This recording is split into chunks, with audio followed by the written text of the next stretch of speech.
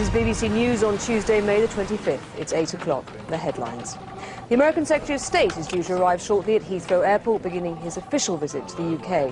What you are about to see is a series of terrorist attacks. The Bank of England is due to review interest rates this afternoon. Experts are saying they could rise. This scenario is well researched but fictional. And police in London are on extra alert for this evening's European Champions League Cup match between Arsenal and the Turkish side Galatasaray.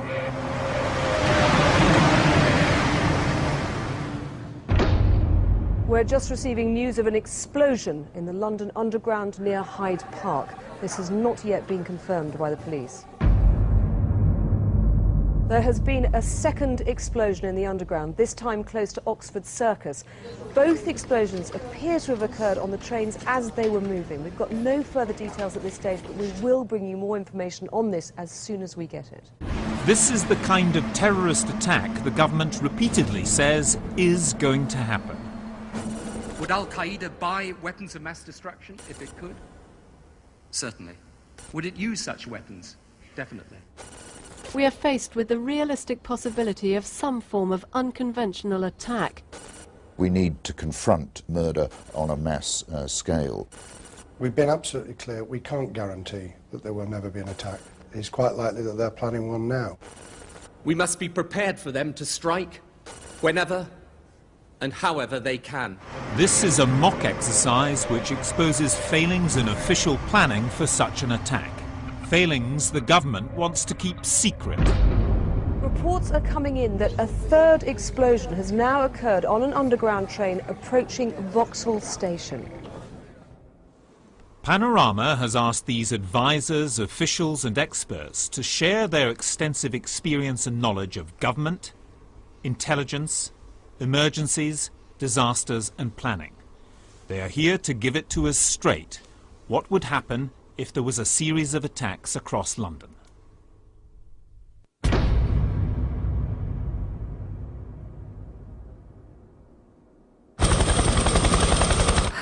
Is she in the air yet? Hello?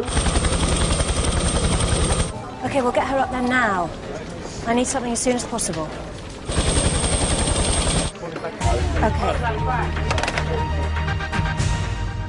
The headlines at 9 o'clock. In the past hour, there have been 3 major explosions on the London Underground. The first occurred at 8:10 on the Piccadilly line between Knightsbridge and Hyde Park Corner. The second at 8:16 on the Central line between Tottenham Court Road and Oxford Circus. And the third at 8:27 as a train was arriving at Vauxhall Station in Stockwell on the Victoria line. Emergency services have been called to all 3 scenes. There are no reports available yet on the number of casualties, and the police have said that it's too early to identify a possible cause. London Underground is now closed, and the police are asking people not to travel.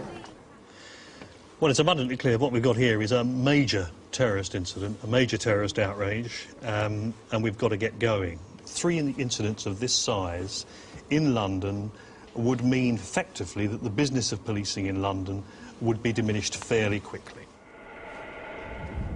You're talking about the deployment of vast numbers of officers into the centre of London from the outskirts, which effectively means that policing in Barnet and Romford and Bexley Heath comes to a standstill. We shouldn't assume that necessarily the tube trains on their own were indeed the targets. There may be a different aim behind this, and we've got to keep that in mind as we go along. The intelligence assets would be out and about, speaking to their sources, trying to get some sense of who these people might be, and also liaising abroad.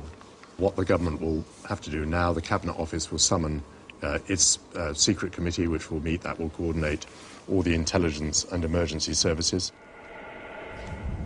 In this instance, I think it would probably meet in a secret and secure location. The safety of the Prime Minister might well be compromised. He would need to be advised whether to go to a secure location himself. On the other hand, the government will have to get on to the media quickly to reassure people that the machinery of government is functioning. We would need to get a large number of firefighters on each of the sites. Luckily for this event, it's happened at 8:30 in the morning, so it would be possible to have the older watch staying on, possibly to do overtime, so to speak. So we would have quite a reasonable supply of firefighters at the point of time when the incident happened. Our problem would be getting the second-line stations a bit further away from the central area to send equipment, etc., which we would need, if the roads are going to be gridlocked. Well, I believe our reporter Ian Manning is close to the Hyde Park police cordon, and he's on the line right now. Ian? It's simply impossible to get anywhere near Hyde Park and the site of the incident itself. A cordon is being set up about 400 metres away from the station and right around it. This is as far as anyone is permitted to go. In the distance, I can hear the clear sound of sirens in the air. I'm not sure if you're getting that in the studio. There is police activity all around, securing the cordon and making sure members of the public are not allowed through. The only people being allowed through are members of the emergency services, and even they are being rigorously checked. It's clear that at the moment... We're going to lose mobile phones soon. I think almost certainly the police, would put in access overload, which is basically we will have priority use of the mobile phone system. It'll cause very severe problems if you're going to take away people's use of mobile phones. I think we'd have to think very carefully about that. Our research indicates that something like 350,000 people alone are making their way towards the city of London at this point. And if the access overload system has been triggered and they can't get onto their mobile telephones, this will have profound indications for them, the next of kin, and the very organisations they're hoping to go to work to. I think we have a two-pronged issue to deal with. In the first instance, it's important that we have officers from the emergency services at the scene, able to reassure the public that everything is being done on the scene. That has to be the first priority. We need to, outside the cordons, establish mobile press areas. And we must talk immediately with the broadcasters about the possibility of a prime ministerial statement later in the day, and putting, I think, the Home Secretary up to talk about it within the next hour or two. We're going to have hundreds, possibly thousands, even tens of thousands of people on the streets. And we've got to decide what we're going to do. Are we going to shelter them, find places we can look after them in the immediate short term, or are we going to evacuate them out and take them out? And those sort of decisions need to be taken. What I wanted to do now was introduce you to Charles Shoebridge. He's a former anti-terrorism intelligence officer who has extensive experience of what happens when explosions take place. At rush hour, just one well-placed charge on a crowded tube train could be expected to kill in excess of 100 people and severely injure many, if not most, of the other approximately 700 people on the train. There will be smoke, chaos, darkness and a degree of panic. The train will probably have derailed and may well be ablaze. It's quite likely the only access points to the injured will be from the front and the rear. And yet, if those areas are damaged, access will be severely impeded, particularly if the vital equipment that is needed to gain access, such as cutting gear, isn't immediately available. The fire service, initially, when they would go down to investigate what had actually happened underground, would first of all have to decide whether it's a straightforward bomb or whether there's any chemical attached to it. If these are, as it appears to be from the news programme, straightforward bombs, in a way that's a little bit easier to deal with. I'm not saying it's not going to cause fewer casualties. There'll be hundreds of casualties down there, and it'll be extremely difficult. But it doesn't have quite that element of complication. Your rescuers aren't at risk. And it's also easier for the rescuers to rescue. I'm really concerned. You know, you've got 3 trains, probably 300 people killed minimum, several hundred people injured, severely burnt, crush injury. I'm concerned about the hospitals. The sort of numbers we're dealing with, I don't think London's ever dealt with those sorts of numbers before. I guess if it is 300 and several hundred injured, we probably can cope, but it's going to be hard, very hard. As far as search and rescue are concerned, we still have on order a number of vehicles which haven't been delivered yet.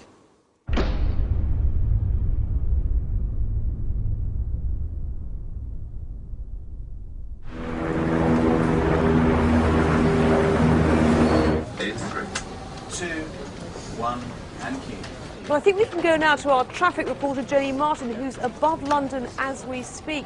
Jenny, what's it looking like from up there? Well, the situation looks far from encouraging. We're currently hovering over the M25 and there's a clear picture emerging of traffic chaos throughout the capital. Traffic is backing up into South London and there are queues forming on the North Circular and the A40. Multiple cordons around the incident site are adding to the amount of traffic congestion already in the city. And this situation has been made even worse by people, it seems, literally abandoning their cars on the streets. Police are urging people to stay with their cars. Be patient, and if you haven't left yet, please do not travel. Well, we can now go back to our reporter Ian Manning at the Hyde Park police cordon. Ian, what's the latest? It's still a very confused picture here, but what I can say is that there have been no further explosions following the 3 reported on the Piccadilly, Central and Victoria lines. Extensive police cordons are now in place at each of the 3 affected sites, like the one you can see behind me here, and all these areas, as I understand, have now been evacuated. Do you have any indication as to the number of casualties? None whatsoever, I'm afraid. The numbers of dead and injured have yet to be released. I largely presume because of the difficulties facing the emergency services in actually getting into the tunnels for search and rescue.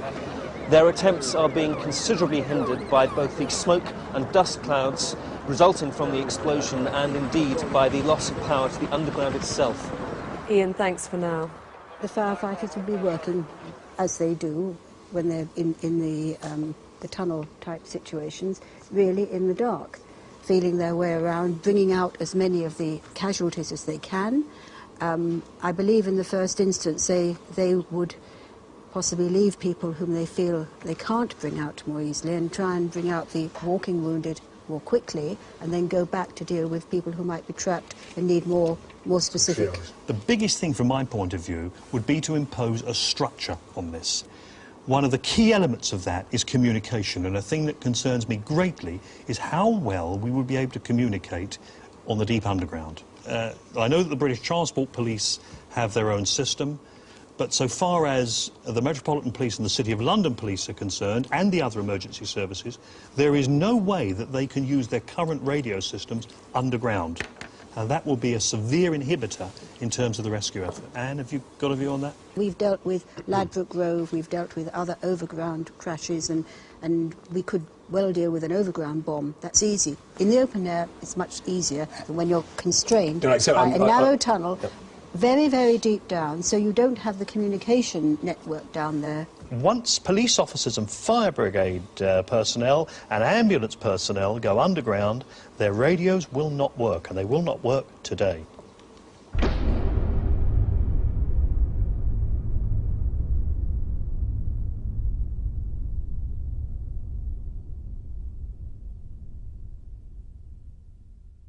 We're just getting reports that there's been a further explosion in the region around Liverpool Street Station. We will, of course, bring you more news on that as soon as we can. Meanwhile, traffic problems continue in central London as the full effects of the emergency police cordons are being felt. With 3 major incidents, we would be really stretched to cope. Our planning is usually done on 2 very major incidents going on at the same time. That's been our traditional position. Just the management of one incident would require, I don't know, 200, 300, 400, up to 1,000 officers by the time you've factored in cordon control, specialists, those that are necessary to ensure that the traffic management is run as best you can.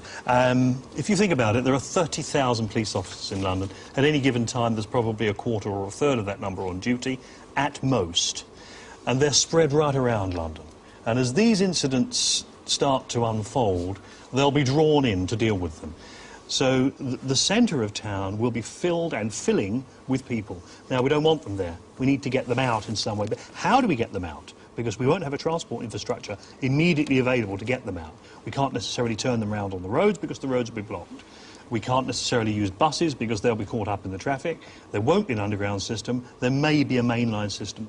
Our advice has got to be, don't come into London, keep out of London, keep away at all costs from the sites of these incidents. And what we're seeing unfolding today isn't particularly complex or sophisticated. There's 3 bombs on the tube. We're not quite sure what kind of bombs, but just 3 and a fourth now in the city. We're still not sure what's coming out of that. Now, to organise these things isn't particularly difficult. Remember Madrid had 10, 13 bombs. So this is quite a low scenario on the Islamist terrorist capability slide. And even with this, I get a sense that you know, we're being stretched. Well, we can now go over to the police headquarters where our reporter Mark Cook is with Chief Superintendent Sarah Bellew. Can you tell us what the latest situation is? We are in a serious situation with 3 separate incidents on the tube. All the trains were very busy at the time of the explosions and are now stranded between stations, which is making search and rescue slow and difficult. Do you have any idea of the number of casualties taken to hospital? A number of people with serious injuries have been taken to local hospitals, and obviously the fire service rescue teams are intent in bringing out as many as they can. Are there confirmed deaths at this stage? Again, we can't confirm numbers at this stage, although we are certain that people will have died in all 3 explosions. As I'm sure you can understand, it will be some time before we have accurate figures. Have you confirmed that this is the work of terrorists? We are investigating all possibilities and are ruling nothing out. Now, really, that's all for now. Thank you. Chief Superintendent Bellew, thank you. Back to the studio. We've been rightly cautious about the number of casualties and necessarily cautious about the number of casualties, but the scale of it is now apparent. 4 attacks in London. I think throughout the country, people are going to be drawing conclusions, speculating about the cause. I think there is a very real need to give consideration to how individuals are going to be reacting to this. There is the danger of reprisal attacks against Muslim communities up and down the country that has to be counted against, and I think we have to look at getting people up on the media who are able to offer some degree of reassurance and try to explain that this isn't a sort of Muslim attack against the West, that people need to be responsible and measured in the way in which they react to it. And so we're talking senior church leaders, the Muslim Council, I would be talking to Lambeth Palace and I would want somebody up from the Muslim Council. There are other decisions that need to be taken about the Eurostar. What do we do at our airports? And in any case, we still don't know the ambitions of this attack. It would be sensible to secure and harden the airport. I guess from the political point of view, one would want to broaden this out to a national emergency. I mean, one would want to think about what facilities we could use outside London, hospital facilities, how we could transport people to those places, bringing in ambulance services from outside London, maybe bringing in other sorts of vehicles, alerting the military. I mean, there may be roles for the military in this. For example, we're going to need a lot of people doing quite routine stuff in the near term, like cordoning. It's going to put a tremendous strain on your resources. I just wanted to add something here for what the government has already done, because to help out they have created a support corps called the Civil Contingency Reaction Force, or CCRF. It's made up of Territorial Army volunteers who've had additional training.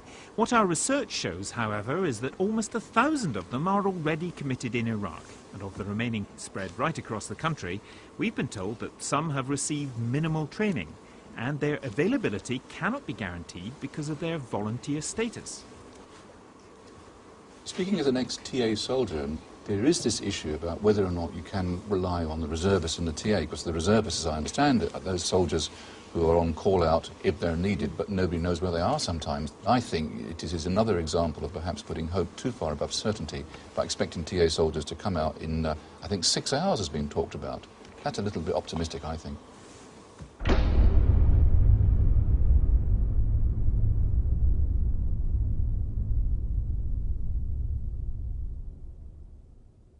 The other thing we haven't talked about, I think anybody's mentioned, there are all these tube trains stopped in the middle of tunnels with people in them. What's going to happen to them?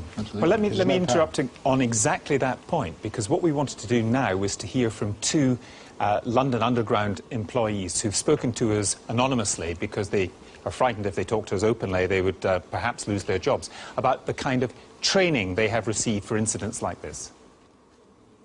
We received no training at all. We've received absolutely nothing at all.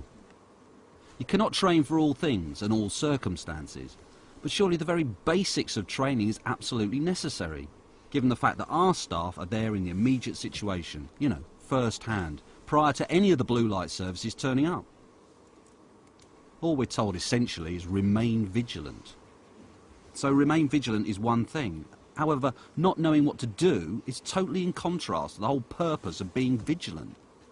All we're trained in is get them out the nearest exit as quick as possible. If something happens now, I've been given no training. You would have to rely on my judgment at the time. You shouldn't have to rely on my judgment and the best decisions I make at the time. I should have some guidelines, and I've been given nothing. OK, those were the words of 2 London Underground employees. And we should say that London Underground has told us that all staff have been briefed about terror attacks, but not trained, because training would, in their word, be impractical. I think it's deeply worrying, deeply worrying. I've got some sympathy with the executive of London Transport, because there may be plans there that are beyond the knowledge or awareness or ability of a driver. Because just how much can you tell a train driver about a terrorist incident? I'm not sure whether we should put too much credibility to the comments we've heard. I'm not so sure I entirely agree with you, Peter. You know, there are issues around large companies like London Underground having a strategy, but it's absolutely fundamentally important that those at the cutting edge at least know the general direction that strategy is supposed to take you. So I do feel some sympathy for these drivers. They're responsible for large numbers of people. Every day when they go out, they've got behind them, I don't know, 300, 400, 500 people. They're responsible for their lives and they're responsible for their safety. So they need to know rather more than they're being told at the moment. That's what it seems. 40 seconds. Yeah, we've got them. They're just coming. Yes, I'll get them. Hi, Craig, Alan, and Nita. Thanks. If you could just both, if you stand here, that's terrific. No clear picture is emerging yet of the numbers of dead or injured at each of the 3 underground stations. Well, we can now go back to Ian Manning, who I believe is with 2 survivors of the Hyde Park explosion. That's right. I'm joined now by Craig Allen and Nita Sandhu. Nita, if I come to you first, can you tell me exactly what happened? I was walking towards a platform. It was busy, like it always is. I had quite a heavy bag on me, and I remember having to put it down for a minute. And when I went down to pick the bag up, there was this massive bang. It was though I'd been lifted off my feet. It was terrifying. There was people screaming and yelling. I thought I was going to get trampled on. And Craig, where were you? I was actually on the far end of the platform from where the train comes through the tunnel. But it was like, she says it was just like any normal day. And then suddenly there was this almighty blast, and the whole platform seemed to just shake. I was thrown forward, and I thought I was going to fall on the track, but I landed on top of someone, and by the time I knew what had happened, everywhere was full of smoke. At that point, I really thought I was going to die. People started coughing and crying and like clinging onto each other, you know, trying to find their way out in the dark. And we didn't know if there were going to be another explosion or what. Thanks, Nita and Craig. Clearly, a very harrowing experience. Thanks, Ian. Well, we're now hearing that some survivors are emerging from the explosion at Oxford Circus. It's very good news, of course, that people are coming out. But we have to remember people at home are going to be very, very concerned to know whether or not their loved ones, their family members are safe or not. It's going to be impossible to provide them with that kind of information accurately and quickly. But what we do have to get set up now are hotline numbers and a sufficient capacity of hotline numbers so that people can get what information we do have. Well, obviously it's good news we've seen some survivors, but they did confirm it filled with smoke immediately after the explosion, and I think that doesn't bode particularly well because you've got a lot of smoke around, you get a lot of smoke inhalational injury and burnt lungs and so on, so that's on the downside, I think. We can now go back to Jenny Martin, who's reporting from the air. How's the traffic looking now, Jenny? We're now over central London, and the traffic congestion is showing no signs of easing. Police say that as a result, there have been a number of traffic accidents, some quite serious, and all adding to the confusion. Police are continuing to clear and to keep clear enough routes for the emergency services. Of course, they may resort to using helicopters to try and get some of the injured out, but without any kind of official airlift plan for the capital, this will be a difficult task. And there is only one air ambulance for the whole of London. Thank you, Jenny. And we also understand that the fire service has no helicopters and that police helicopters are unlikely to be used for rescue as they're needed for reconnaissance. Well, our research reveals that the House of Commons Defence Select Committee recommended in 2002 an airlift plan, but none has so far been put into place. Any requirement for helicopter rescue in a crisis or attack would rely on civilian helicopters and be apparently on an ad hoc basis on the day. There's a real issue around this because certainly police helicopters are basically platforms for cameras, and they're there for surveillance, or they're there for gauging what's happening on the ground. They're not there for lift and rescue. The ambulance service clearly haven't got a capability. The fire service, Anne? We went into this matter in 1996. It was going to be very expensive to have it, and at that point in time we didn't think we could justify the expense. You could use large-scale military helicopters, but they would need large-scale landing places. Those landing places would have to be secured, and you'd have to get the injured from where they've been recovered to the helicopter, which is no mean feat. We can now confirm that a tanker carrying chlorine has exploded at the junction of Shoreditch High Street and Commercial Street.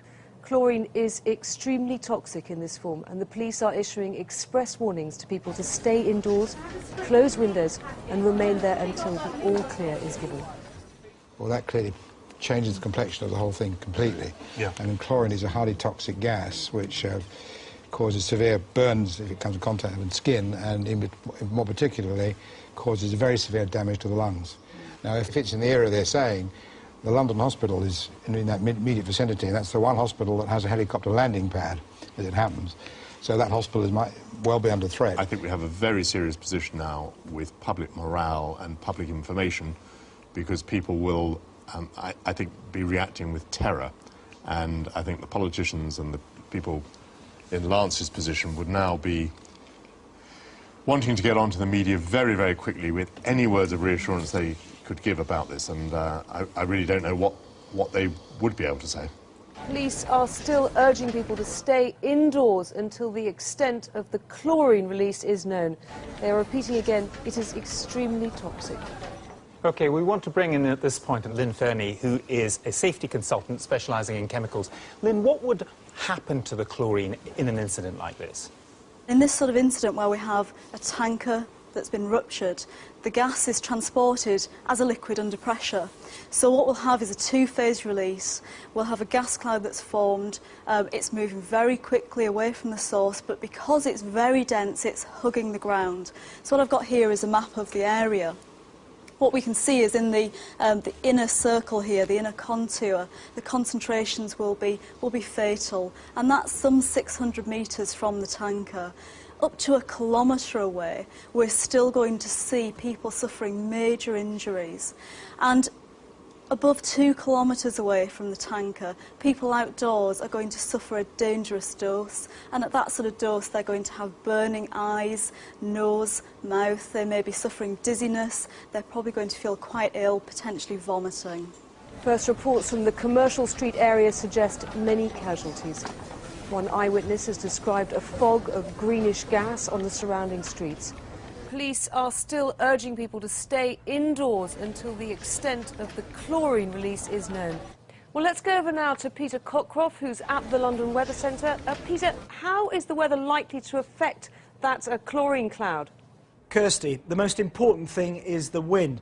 Now, we've got high pressure out over the Atlantic, and that won't change over the next few hours. Now, that means light northwesterly winds across London, no more than 5 miles an hour.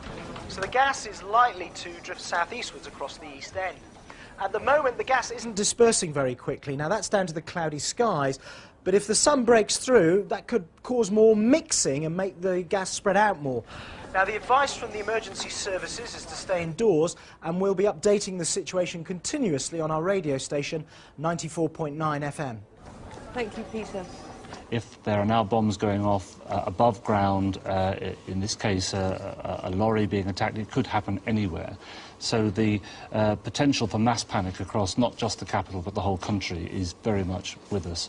I think, therefore, we need to look at more serious measures. We do have reserve powers in effect, to take over the BBC if we were to wish to, and to get them to broadcast whatever we wanted them to broadcast. Those powers are there in the Broadcasting Act. My advice to the Prime Minister would be not to use those, but I think we should be talking to the broadcasters about having the Prime Minister on the air very quickly. You wouldn't disagree with that, Michael, at all? No, I entirely agree that the Prime Minister should be out there, and we shouldn't be using the powers to bring in the BBC, but we should certainly be talking to the broadcasters about the way in which the coverage is going to be organised. London reporter Meena Sharma has managed to get onto a balcony overlooking Whitechapel, where the main impact of the chlorine gas will be felt. Meena. As you can see, I'm wearing my protective suit as a precaution. A cordon has gone up around the area and police are desperate for people to remain indoors. The gas itself is not visible from here as the cloud is drifting at ground level, but we understand it's heading towards Whitechapel and possibly the Isle of Dogs. And without that mask, Meena, would you be able to smell the chlorine? No, I'm simply too far away and the cloud is moving away from me now. Of course, as it disperses, it becomes less toxic, less dangerous, but the police are still urging caution. We're all familiar with the smell of chlorine from swimming pools, but in this form, it's vital to stress it is a poisonous gas. Do you have any idea about the number of casualties? No, I haven't. First estimates suggest hundreds, maybe more killed within the vicinity of the explosion itself, but we have no hard figures. Thank you, Meena, for that. Well, clearly a very serious situation is emerging in Commercial Street. I am now able to bring you an update from Hyde Park, where 19 people have been confirmed dead. Well, I think we have no experience of this. The vast numbers of casualties with serious lung injury, I suspect, and a lot of burns. I just don't think we've had the experience of having to deal with such numbers of patients. It's unprecedented. It's unprecedented, yes. I think the local authorities and the voluntary agencies would be called upon here to help the health agencies and to administer help and support and welfare wherever it could. And there are quite a lot of resources that could be deployed in that respect.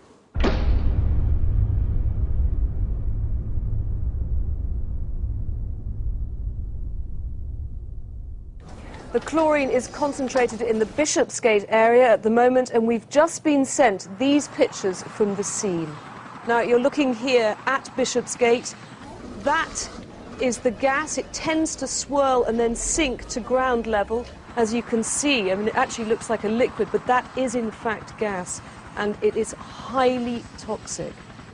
The police are saying, please stay indoors until this has dispersed. It's extremely poisonous. This cloud of chlorine gas came from a tanker that exploded near Liverpool Street Station, and it is now concentrated in the Bishopsgate area. The police, like all frontline services, do have CBRN training, which is chemical, biological, radiological and nuclear training.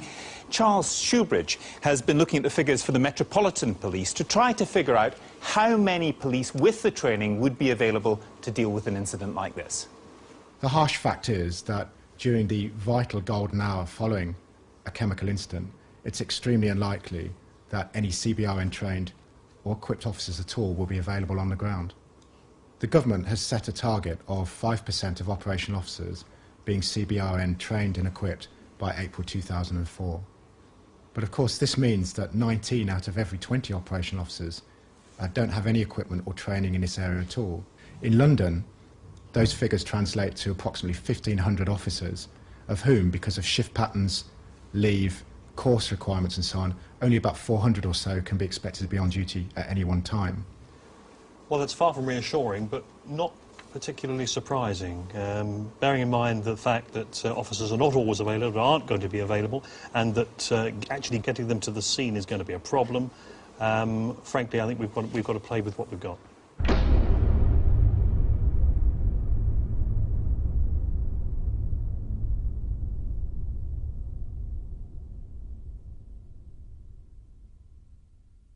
We have about 300 officers who've also been trained in CBRN techniques, and in any one time we could probably take 30 of those in to deal with this incident or to direct this incident.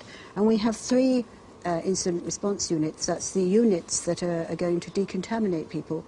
We could get the IRUs there within 15 minutes. That means that they could be people who've been immediately affected by the gas could be going through a decontamination unit very, very quickly. If they get through the traffic. If they get through the traffic, exactly.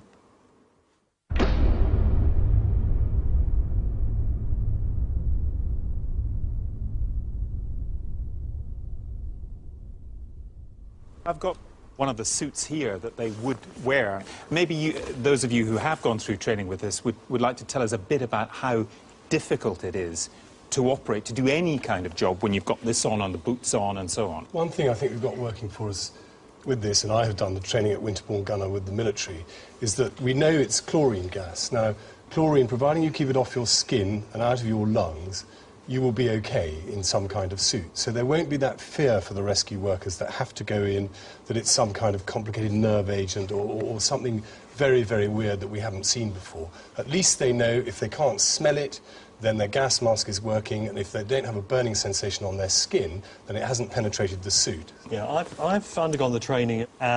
Beyond about 30 minutes, really, you're not good for very much at all. You can't involve yourself in work that requires a great deal of exertion. It's very difficult to communicate to people outside. It's very difficult to talk to people. It's very difficult to use radio equipment.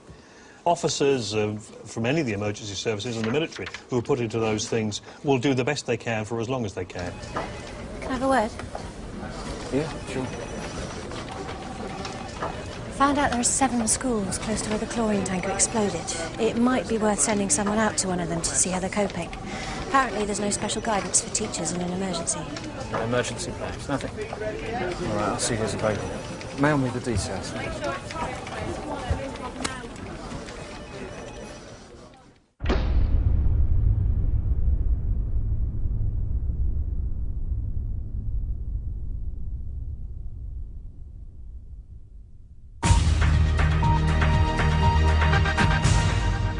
It's 1 o'clock, the headlines. London has come under attack this morning. 3 explosions on the Underground were followed by a chemical tanker which exploded, releasing lethal chlorine gas.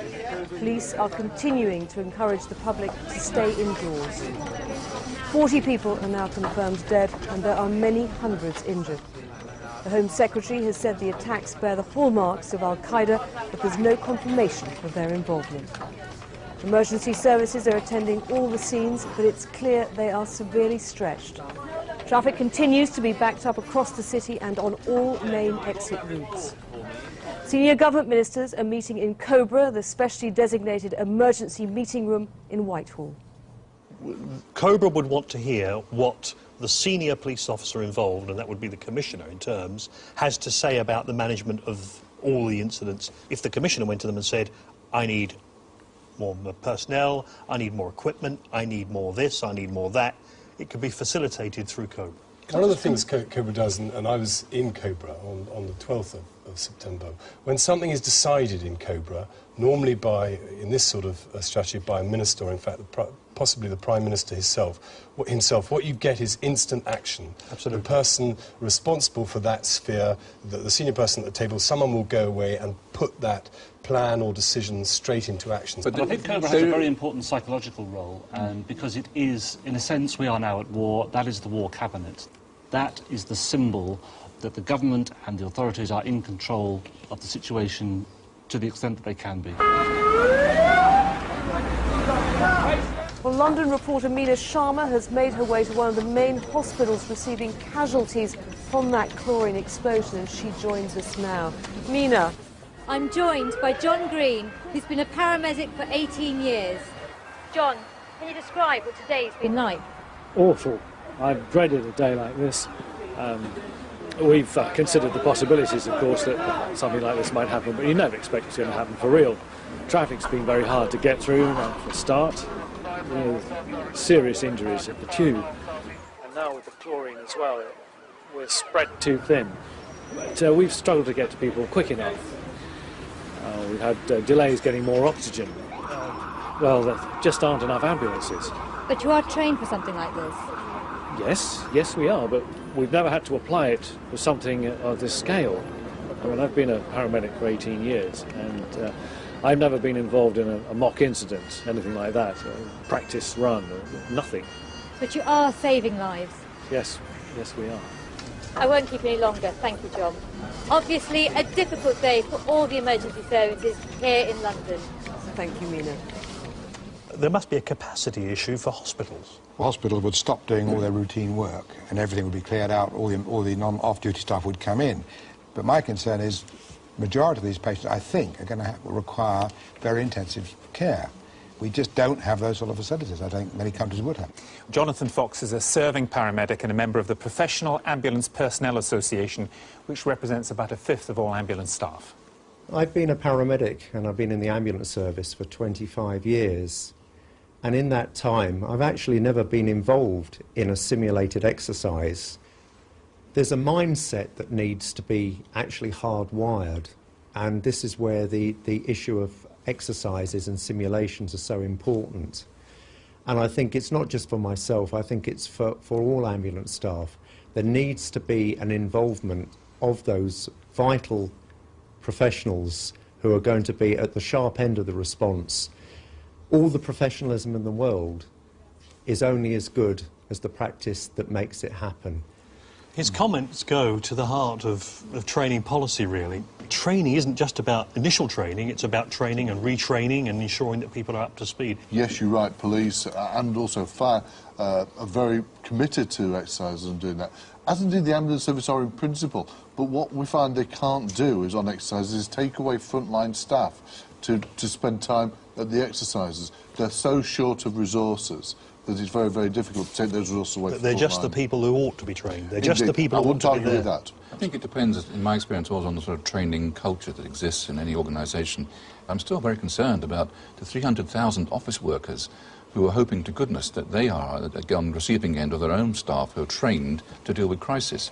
And my concern is perhaps that won't be the case. One of the extraordinary things about September the 11th was how very well evacuated the World Trade Centre was, how quickly, how professionally. This was something which had been repeatedly rehearsed. What we don't know, of course, is how many buildings in London would be able to operate at that level of efficiency.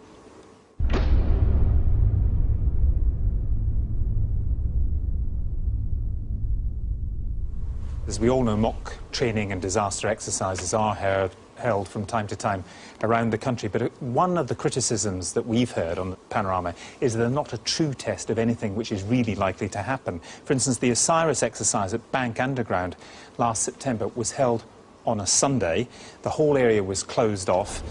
We understand that the commuters on the trains were not real commuters, they weren't members of the public, and ordinary underground staff were not part of it at all. The bank exercise was incredibly important because it helped the emergency services to coordinate each with the other, and it also helped the fire brigade to test out some of the new equipment they'd had in conditions which were more like the real conditions they were going to have to face in reality.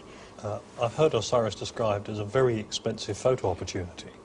Now, I'm not so cynical as to say that's the case, but you're absolutely right. If you want to test the systems, you need to test them in the round and you need to test them under pressure. I've just put a call into one of my police contacts to check out where the tanker was hijacked from. He says they know the company now and are talking to them about where it might have been heading. They think the driver was asleep in the cab at the time, but that's not all. He says there could be another one. Another what? Tanker. Jesus. What else have you got? Well, not much at the moment. My contact says they're trying to keep a lid on it. If they confirm another tanker missing, there'll be a full-scale alert. The RAF will be up and all the police choppers they can find. Is your contact sure? Have any other wires got this? About Sky or ITV? Not yet, but they will. This will cause chaos. All right, see what else you can get. I'll go see what the advice is. Tubes, still closed? Still closed. This is another one for a judgment call. We can't spook the entire country and tell them that there is a tanker on the loose that may explode somewhere. What we need, I think, is some hard intelligence. Well, I think we do, but the best intelligence system, the best warning system you can have is everybody who's on your side. So I'm not sure, I do agree with you, we don't want to panic everybody, but it's going to be very difficult how to manage the news side on that, Yeah. but in a sense, we want everyone out there like an I Spy Boy Scout looking for this. Then how do you manage it, Lance? I don't think we have any choice in the matter. The BBC have clearly had a tip-off, they've heard about it. They are concerned that their competitors, and they're working in a competitive environment, would have heard about it too. sooner or later, and it's going to be sooner, somebody's going to broadcast the fact that there is or may be another tanker out there. We have to manage that rather than to pretend that we have the power to stop the public finding The it. chances are we have a good description of it. We can issue that description to the public. The public may help us find it. On the other hand, imagine that we keep this information to ourselves and we then find that the tanker explodes and we hadn't alerted the public, we hadn't given them the chance to participate in the search. I think the consequences will be absolutely appalling. The public inquiry will clearly point a finger at us, and rightly so. Right, get whatever else you can. The deal is we go on this story now. Remember, we have to be careful about the tone, so stress for now, these are just reports. What about number 10 in the Cabinet Office telling us to play things down? To let people know what's going on, but sensibly, OK? Get back to your contact and see if the police will do another turn, urging caution, asking people to stay indoors. Well, let's go now to Meena Sharma, who's with a member of the hospital's medical staff. Anita Joseph is the medical director here. Anita, can you give us some idea of how you're coping now? Well, it has been an extremely hectic day.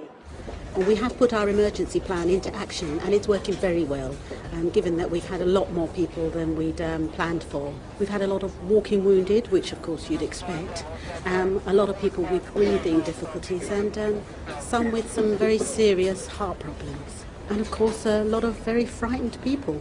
Have you considered locking down the hospital? It seems to me to be very full. I don't think it's appropriate to discuss that now. We have been working very, very hard, and we've called in as many off-duty staff as is possible, and we're doing our best. Your A&E department, like most hospitals, is hard-pressed at the best of times. How can you manage this many people? As I say, we're doing our best. Thank you. Thank you, Meena. And we're going to be hearing from some other hospitals later. Every hospital has its own major incident plan, which it will follow, and most of the hospitals will be sending out teams, registrars, emergency registrars and nurses to the site.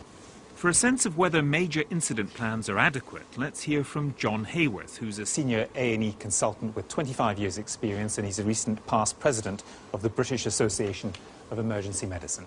Major incident plans in the past have been developed on the basis of how to respond to the sort of major incident that we understand, like a train crash or a plane crash or a coach overturning, some sort of incident that is a one-off. Most major incident plans at the moment are not designed to deal with a series of events or incidents happening over a period of time at different locations but within the same geographical area. And although many plans are flexible, and staff certainly are flexible in their response to these sort of challenges, they will no doubt add an order of magnitude of complexity and difficulty to the staff involved, both in the hospital and in the field as well. Well, we can go back now to Meena Sharma. Meena. Many of the casualties from today's chlorine explosion are being treated here in this hospital.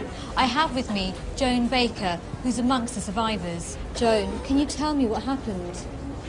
Well, I was on the way to my doctor's appointment because I've not been feeling too well recently, and I heard this loud bang go off, and I didn't know what it was, but it made me feel a bit unsettled, and then the next thing I knew, I was struggling to breathe, and I was coughing much worse than usual, and my eyes felt like they were burning. How did you get to hospital? I'm not really sure because I can't remember much what happened after that. I think I must have just passed out. The doctors told me that it was the chlorine gas. And that they said they had to wash it off, and so they couldn't give me my clothes back. Well, these aren't mine. And how do you feel now? Oh, I feel a bit queasy still, and my chest feels a bit tight. My eyes are sore, but the doctors say I was very lucky, so I think I just want to get home now. Thank you, Joan. Just one of the many people affected by today's chlorine explosion. Now back to you in the studio. There is no doubt that, for example, patients who come into intensive care for other reasons who survive can often have long-term psychological effects. Indeed. It takes them a long time, if ever, getting over it. Some of the lessons even from 9/11, there are more people suffering now than were actually perished that day through inhaling the dust and the effects in us showing. There's a strong direction leadership that can be taken here as well by the local authorities. I mean, the issues that Peter's talking about, they're looking after people, the survivors, particularly the decontaminated or uninjured survivors, is very much responsibility of the local authorities. The local authorities, struggle now with the resources the central government gives them to undertake emergency planning. The money isn't there in large amounts, and it's about to get worse. When I go to my elected members and they're looking at the Director of Social Services, Director of Education, Head of Highways, and looking at where to allocate resources, they're not going to allocate great resources in my direction.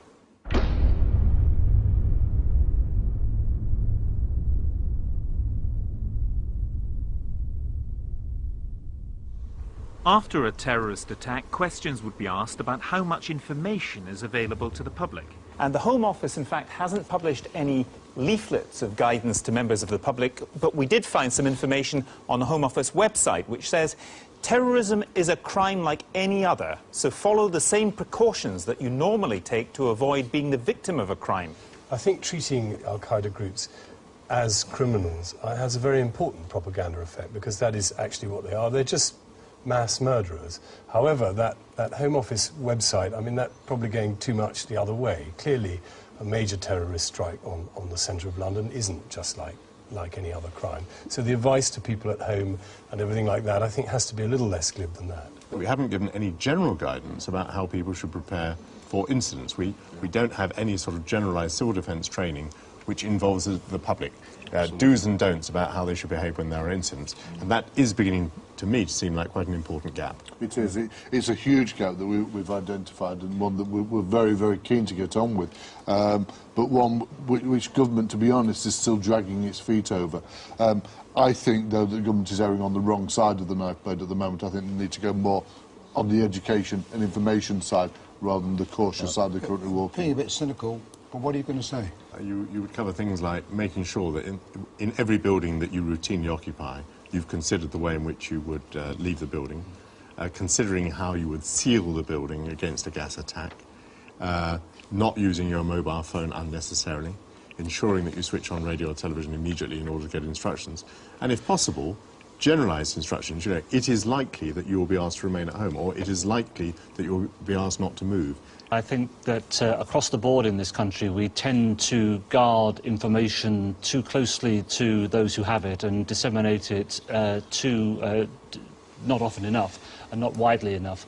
And I think the public have got a greater capacity to deal with uncomfortable truths and uncomfortable possibilities and scenarios than perhaps we give them credit for. Downing Street says messages of support and condolence have been coming in from across the world, including from the President of the United States, the President of France, and the United Nations Secretary-General. The Prime Minister is due to address the nation at 9 o'clock tonight. And we can return again to Ian Manning, who's at the Hyde Park police cordon. 87 people have now been confirmed dead and hundreds have been injured. The search and rescue mission will continue through the night and into tomorrow to locate remaining survivors. Back to you in the studio. Thank you, Ian. And we understand that a further 94 people are confirmed dead from the Oxford Circus and Vauxhall explosions. Absolutely unprecedented. This is on a scale of Madrid and beyond, clearly.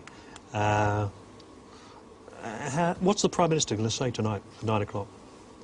I think the Prime Minister is going to rally the nation, and I think he'll stand a very good chance of achieving exactly that. I mean, the entire nation is under attack, and I think the Prime Minister needs to show the determination, the quiet determination, to deal with this, to find the perpetrators, to try to make Britain as safe as possible, but in any case, to be the leader of his people at this very important time. News is just reaching us that following a full-scale alert, the police have intercepted a second chemical tanker on the A13 near Basildon. It's been reported that this tanker was carrying cyanide. There have been no injuries, and no further details have yet been released. Profoundly significant. It's tremendously reassuring to the public at large because they know that we are efficient, they know that we're equipped, they know that we can actually intervene and do something constructive. And at this point it becomes profoundly important for public morale, good news. for the police to be doing It's good news, things. and it needs to be sold as quickly as possible. I disagree. You disagree? I think you must allow the facts to speak for themselves. If people are going to be reassured by the fact that this has been intercepted, then fine. There must be absolutely no crowing about it.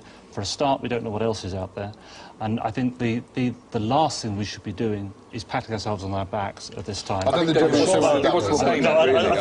was saying, it's good news. Yeah. Yeah. It's a bad Whether day. we claim it as good news, but it's good news. In summary, this is a good day to bury spin.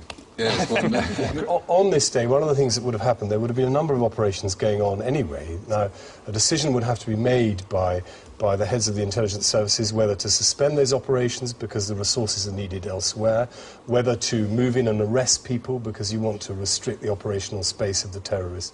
All kinds of questions like that would have to be answered. Well, we're going back to Mark Cook, who is with Chief Superintendent Bellew. Mark. Thanks, Kirsty. The police have issued up-to-date figures for the dead and injured. Chief Superintendent Bellew, would you share those figures with us?